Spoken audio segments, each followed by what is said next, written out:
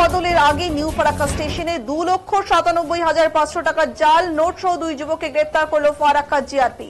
হাত বদলের আগে গোপন সূত্রে খবর পেয়ে নিউ ফারাক্কা স্টেশনের 1 নম্বর প্ল্যাটফর্মে দুই যুবকের কাছ থেকে 2,97,500 টাকার জাল নোট উদ্ধার করল ফারাক্কার জিআরপি। গ্রেপ্তার দুই যুবক।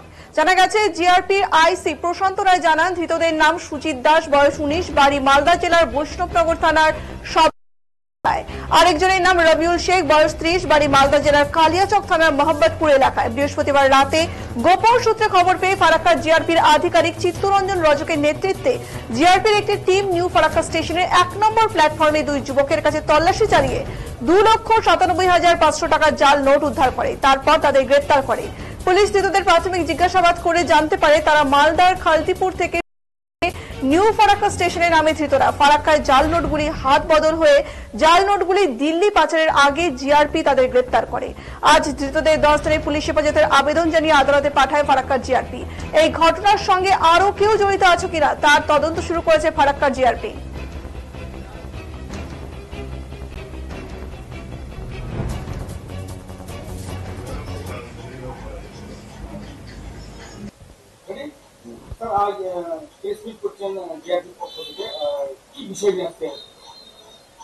এটা গতকালকে রাত্রিবেলা আমাদের শিলিগুড়ি জিআরপি ডিস্ট্রিক্টে একটা এসওজির একটা খবর ছিল যে খালতিপুর থেকে ফারাক্কা একটা ব্যাপকভাবে জাল টাকা নোট ট্রান্সফার হচ্ছে।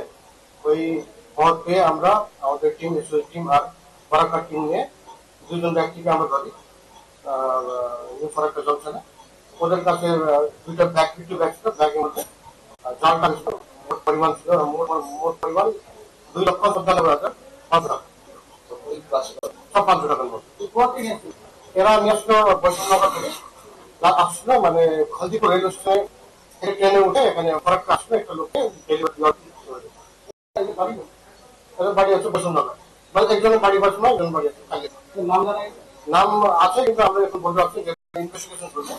পরবর্তীতে আমরা বেশিরভাগ সময় দেখা যায় জাল টাকা আপনি দেখছি যে একটু ট্রেনটা একটু বেশি হয়ে গেছে। কোন ট্রেন ধরা যাচ্ছে? এরা আসলে হাওড়া পাশের ট্রেনে খালতিপুর থেকে ফারাক্কা জংশন অব্দি আসে। কোথায় নিয়ে যাওয়ার উদ্দেশ্য? এরা বলছে এখান থেকে ফারাক্কা নেমে দিল্লি ট্রেন ধরার জন্য মানে আসে। হ্যাঁ, এই টাকা এই টাকাগুলো কি এখানে তৈরি হওয়ার করেছে মনে হচ্ছে, এরকম মনে হচ্ছে। এটা হতে পারে ইনভেস্টমেন্ট চলছে, ওটা নিয়ে ইনভেস্টমেন্ট চলছে। 7 দিনের জন্য আবেদন করেছি। আর উত্তরবঙ্গ দক্ষিণবঙ্গ একমাত্র রাস্তায় ওটা আমরা দেখবো। এই জালগুলো দিল্লিতে পাঠানো করার উদ্দেশ্যে নিয়ে যাচ্ছে। হ্যাঁ, এখান থেকে একজন লোককে হ্যান্ডওভার করে মানে ওরাই ট্রেন রুটটা নিয়ে যায় না অন্য কাউকে সে দিল্লি নিয়ে। হ্যাঁ।